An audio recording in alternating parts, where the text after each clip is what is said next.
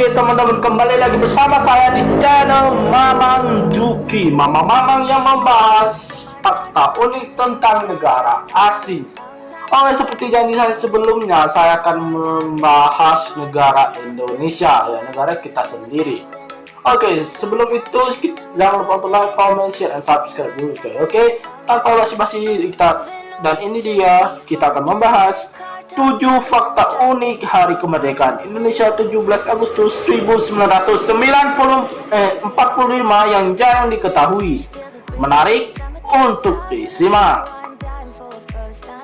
Oke, langsung saja kita ke fakta yang pertama.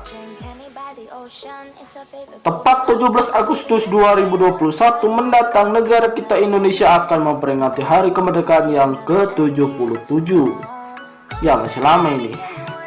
Momen bersejarah ini merupakan buah manis hasil perjuangan para pahlawan di masa lampau yang telah berupaya keras untuk kemerdekaan bangsa Indonesia. Tahukah kamu ternyata ada banyak hal unik dan menarik yang mewarnai hari bersejarah ini?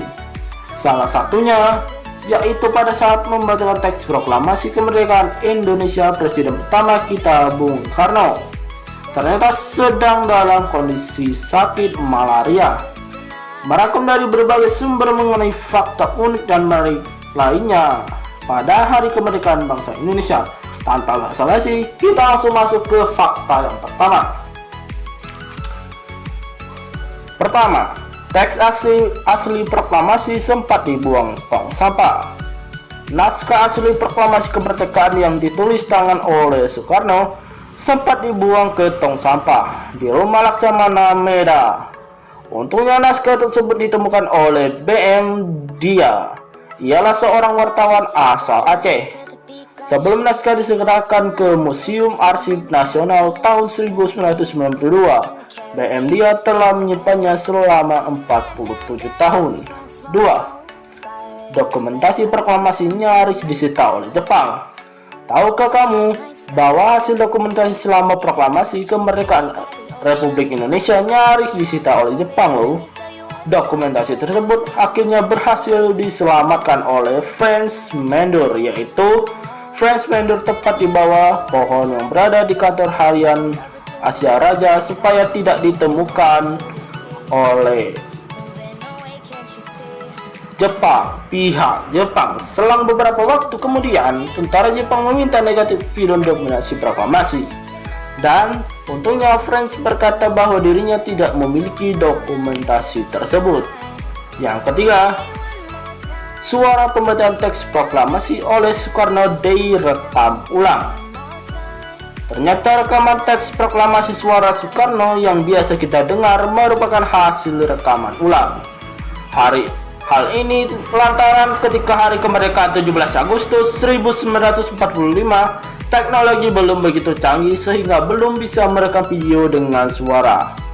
Perekam suara asli Bung Karno, rekaman dilakukan di studio Radio Republik Indonesia atau RRI, berlokasi di Jalan Media Barat, Jakarta Pusat. Rekaman dilakukan atas ide dari Yusuf Rono Pidoro, yaitu salah satu pendiri RRI. Yang keempat, kain bendera didapat dari pasukan Jepang.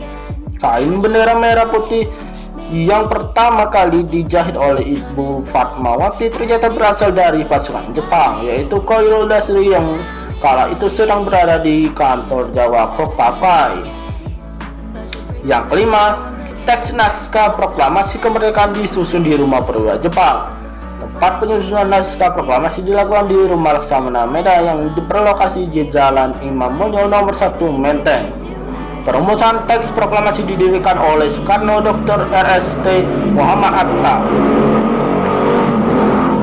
Ahmad Subredo Sukdemelik Laksamana Medan. Ternyata pembacaan teks proklamasi tahun 17 Agustus 1945 juga bertepatan pada hari Jumat 9 Ramadan 1364 Hijriah. Yang terakhir atau yang ketujuh, Bung Karno dalam keadaan sakit ketika pembacaan teks proklamasi. Ketika membacakan teks proklamasi kemerdekaan Ternyata presiden pertama kita, Insinyur Soekarno, dalam keadaan sakit malaria. Bahkan 2 jam sebelumnya teks proklamasi dibacakan Bung Karno yang sedang sakit masih tertidur lelap di rumahnya. Kemudian sekitar pukul 10 pagi waktu Indonesia bagian Barat, Insinyur Soekarno menyatakan kemerdekaan bangsa Indonesia dengan lantang di halaman depan rumahnya yang berlokasi di Jalan Penganggaan Timur nomor 56 Cikini, Jakarta Pusat.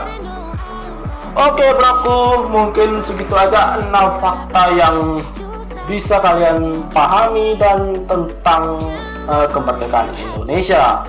Ya, semoga informasi ini bermanfaat bagi kalian. Maaf banget ya di awal video tadi gue bilangnya 7 fakta, dan ternyata gue baru inget gue hanya menemukan 6 fakta. Ya, oh ya, mungkin itu aja. Semoga bermanfaat bagi kalian semua.